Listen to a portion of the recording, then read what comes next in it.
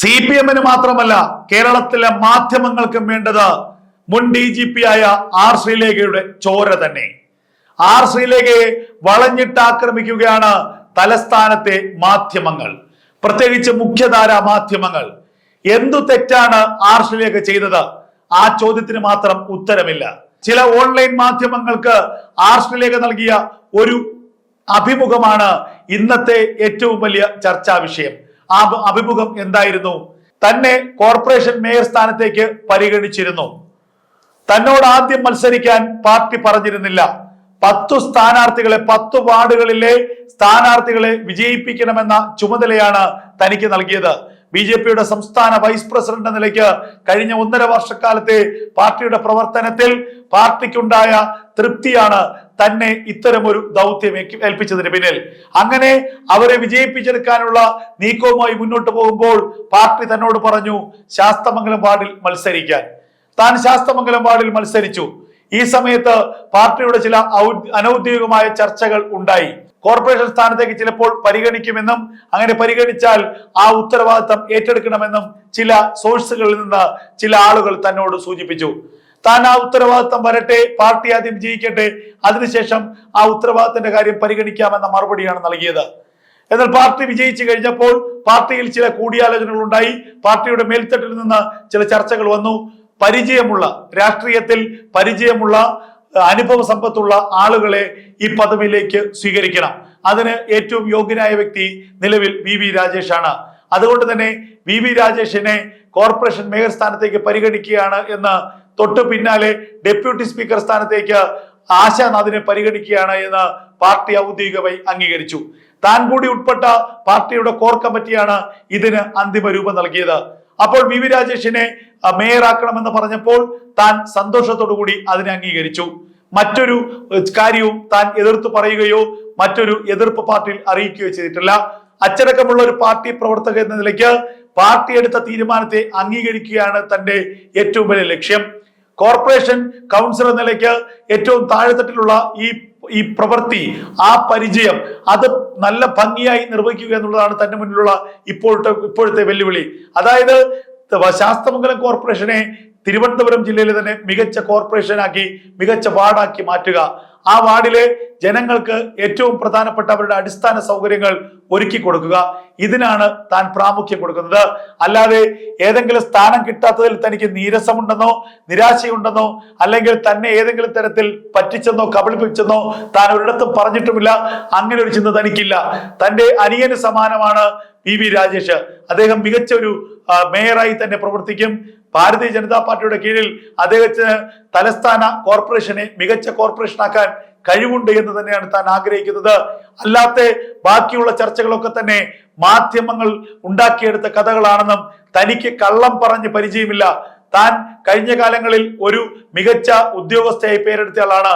താൻ ഇരുന്ന പദവികൾ നിങ്ങൾ നോക്കണം. അപ്പോൾ ആ പദവികളിൽ ഇരുന്നത് കൊണ്ട് തന്നെ മെഴുകുക അല്ലെങ്കിൽ പക്ക രാഷ്ട്രീയക്കാരെ പോലെ വീടെടുത്ത് കിടന്ന് ഉരുളുക, മെഴുകിപ്പരക്കുക, ഇത് തനിക്കറിയില്ല. സത്യസന്ധമായ കാര്യങ്ങൾ തുറന്നു പറയാൻ മാത്രമേ തനിക്ക് അറിയുകയുള്ളൂ. ആ സത്യസന്ധമായ കാര്യങ്ങൾ താൻ തുറന്നു പറഞ്ഞിട്ടുണ്ട്. അത് ഇനിയും പറയുക തന്നെ ചെയ്യും. കോർപ്പറേഷന്റെ കൗൺസിലർ നിലയ്ക്ക് തനിക്ക് തന്റെ ഉത്തരവാദിത്തത്തിൽ തനിക്ക് കൃത്യമായ ബോധ്യമുണ്ട്. ആ ഉത്തരവാദിത്തം താൻ നിറവേറ്റും. താൻ പരിപൂർണമായ സംതൃപ്തയാണ്. തനിക്കിപ്പോൾ ലഭിച്ച ഈ പദവിയിൽ പരിപൂർണമായ സംതൃപ്തിയാണ്. അതുകൊണ്ട് തന്നെ മറ്റേതെങ്കിലും ഒരു പദവിയിൽ താൻ ആഗ്രഹിക്കുന്നില്ല. വട്ടിയൂർക്കാവ് മണ്ഡലത്തിൽ മത്സരിക്കും, BJP സ്ഥാനാർത്ഥിയാകുമെന്നൊക്കെ പറയുന്നത് മാധ്യമങ്ങളാണ്. തന്നോട് പാർട്ടി ഔദ്യോഗികമായോ അല്ലെങ്കിൽ അനൌദ്യോഗികമായോ ഇക്കാര്യം ചർച്ച ചെയ്തിട്ടില്ല. തനിക്ക് മറ്റൊരു തെരഞ്ഞെടുപ്പിൽ മത്സരിക്കാൻ നിലവിൽ താല്പര്യമില്ല. കോർപ്പറേഷൻ കൗൺസിലർ എന്ന ജനങ്ങൾ നൽകിയ ഈ ഒരു പദവി, അത് ശരിയാവണ്ണം പ്രവർത്തിച്ച് അത് കൃത്യമായി തന്നെ അതിൽ ഉത്തരവാദിത്തം നിറവേറ്റുക എന്നുള്ളതാണ് തന്റെ ഏറ്റവും വലിയ ലക്ഷ്യമെന്നും R ശ്രീലേഖ പറയുന്നു. എന്ത് കൃത്യമാണ് അവരുടെ വാക്കുകൾ! നമ്മൾ ക്രിസ്റ്റൽ ക്ലിയർ എന്നൊക്കെ പറയുന്നത് പോലെ സ്ഫടിക സമാനമായ വാക്കുകളാണ്. പാർട്ടിയെ ഏതെങ്കിലും തരത്തിൽ അവർ അപകീർത്തിപ്പെടുത്തിയിട്ടില്ല, പാർട്ടിയെ കുറ്റപ്പെടുത്തിയിട്ടില്ല. പാർട്ടി നൽകിയ ഉത്തരവാദിത്തങ്ങൾ അത് ഭംഗിയായി നിറവേറ്റും ഒരു പാർട്ടി പ്രവർത്തക എന്ന നിലയ്ക്ക് എന്ന് വ്യക്തമായി പറയുകയാണ്. എന്നിട്ടും മാധ്യമങ്ങൾ കോലിട്ട് കുത്തുകയാണ്, എന്തെങ്കിലും വിവാദങ്ങൾ കിട്ടുമോ ഇല്ലയോ എന്നറിയാൻ വേണ്ടി. നിങ്ങൾ മനസ്സിലാക്കണം, R ശ്രീലേഖ എന്നുള്ളത് കേരളത്തിലെ ആദ്യത്തെ IPS ഉദ്യോഗസ്ഥയാണ്. കേരളത്തിലെ ആദ്യത്തെ വനിതാ DGP ആണ്. അപ്പോൾ അവരുടെ ഒരു പ്രൊഫൈൽ എന്നുള്ളത് വളരെ വലുതാണ്. സ്വാഭാവികമായും തിരുവനന്തപുരത്തെ കോർപ്പറേഷൻ മേയറായി ശ്രീലേഖ വരണമെന്ന് നിരവധി ആളുകൾ ആഗ്രഹിച്ചിട്ടുണ്ടാകാം. അവർക്ക് പോലും ചിലപ്പോൾ അത്തരം ഒരു ആഗ്രഹം ഉണ്ടായിരുന്നിരിക്കാം. എന്നാൽ പാർട്ടിയുടെ തീരുമാനമാണ് ശിരസ വഹിക്കേണ്ടത്.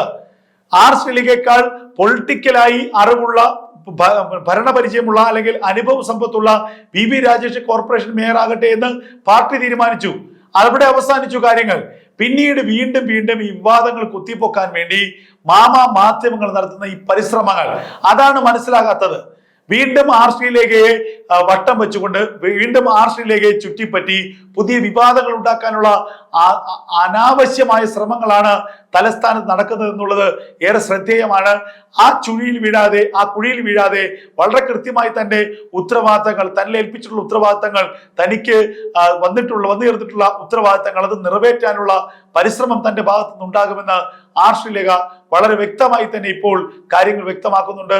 ശ്രീലേഖയുടെ വാക്കുകൾ വളരെ കൃത്യമാണ്. ആരൊക്കെ എന്തൊക്കെ കുടലബുദ്ധിയുമായി ഇറങ്ങിയാലും ശ്രീലേഖയെ പാർട്ടിയുമായി തെറ്റിക്കാൻ കഴിയില്ല. ശ്രീലേഖ മികച്ച ഒരു കൗൺസിലറായി തന്നെ മാറും. വരുന്ന നിയമസഭാ തെരഞ്ഞെടുപ്പിൽ പാർട്ടി ഉത്തരവാദിത്തം ഏൽപ്പിക്കുകയാണെങ്കിൽ സ്വാഭാവികമായും ആ ഉത്തരവാദിത്തം ഏറ്റെടുക്കേണ്ടി വരും. അവരുടെ അഭിപ്രായം അവർക്ക് പറയാം. എന്നാൽ പാർട്ടി കൃത്യമായി തന്നെ ഒരു ഉത്തരവാദിത്തം ഏൽപ്പിച്ചാൽ ആ ഉത്തരവാദിത്തം ശ്രീലേഖ ഏൽക്കുമെന്ന് തന്നെയാണ് കരുതേണ്ടത്. നിലവിൽ ശ്രീലേഖയെ കുറിച്ചുള്ള അനാവശ്യമായ വിവാദങ്ങൾ ഉയർത്തി ഈ തിരുവനന്തപുരം കോർപ്പറേഷനിൽ BJP നേടിയ ഐതിഹാസികമായ ഈ വിജയത്തിന്റെ മഹിമ കുറയ്ക്കാനാണ്, പകിട്ട് കുറയ്ക്കാനാണ് കേരളത്തിലെ മുഖ്യധാര മാധ്യമങ്ങൾ ഇപ്പോൾ ശ്രമിക്കുന്നത്.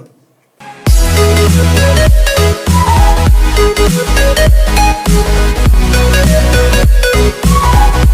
back.